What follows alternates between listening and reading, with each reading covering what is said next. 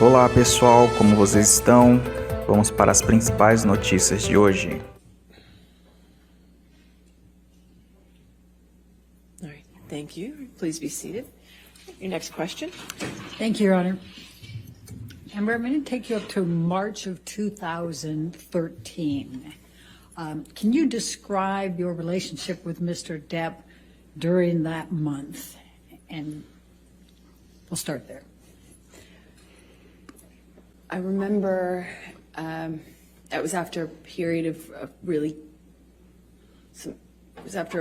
some peace, and then and sobriety. Johnny was sober, drinking Beck's, and my dad, who was struggling with alcohol and drug addiction at the time, had fallen off the wagon, and I remember he said, "Why don't we I want to send a picture to your dad of support," because my sister was upset with my dad, and so he poured a shot and kind of said, "Let's take a picture."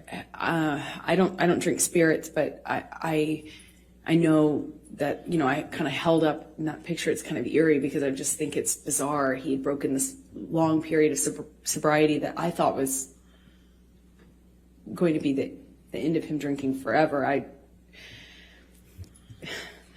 Sounds foolish now, but I, held up this kind of glass with him, and we sent the picture to my dad because, I didn't know what else to do. And I remember thinking it was weird that he was drinking. And then the month got really crazy from that point on.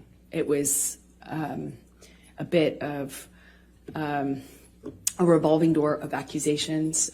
He was accusing me of having affairs with, frankly, just one person. I had an acquaintance with somebody, and he was accusing me of being with them, and then it was accusing me of being with my friend, the one I had seen in Spain.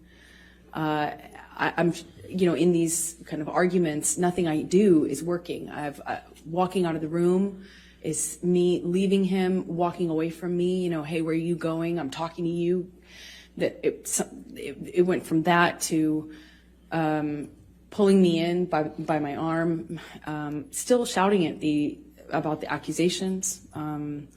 I'm trying to diffuse the situation by trying to tell him I'm not sleeping with this person and I'm not sleeping with that person. And it was kind of, as soon as it seemed as though I had convinced him of one, there was somebody else he was sure I was sleeping with. And it was a revolving door at that time. A painting I had hanging on the wall, done by my ex, who's an artist. That was, one day he was convinced that was proof I was sleeping with her or having an affair with her. I didn't really love him, and all the while I'm madly in love with him and trying to convince him. So March started with this picture of him doing a shot, and he's kind of saying, "Let's send it to your dad to show support." And what I remember of March is just like it's almost like it was a never-ending fight. It was just, there were breaks in it. What kept me in it is because I kept waiting for the other shoe to drop, the sobriety shoe, if you will. I kept waiting for him to get to the point where it's not supportable or anymore, and he's done with it and he's ready to get clean and sober again, because there commences a period of like pure joy.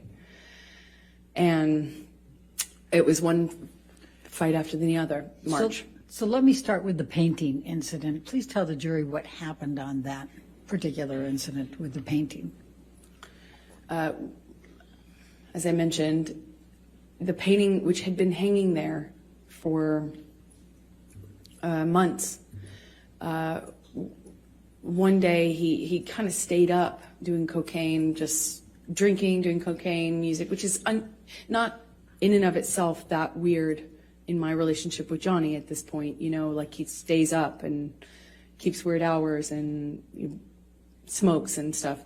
But he was drinking brown liquor and doing a lot of cocaine, and it was like, it became clear to me in that argument, if you will, that he wasn't making sense. He had effectively just taken, it seemed like, a turn and had decided that the painting was an offense that he could not forgive me for. It meant I was having an affair with my ex-partner, with whom I had already split, and it made no sense to me. So I'm trying to kind of quell the accusations by saying, it's been there, and what are you talking about? And it's like, that doesn't mean anything. And, he was demanding I take it down.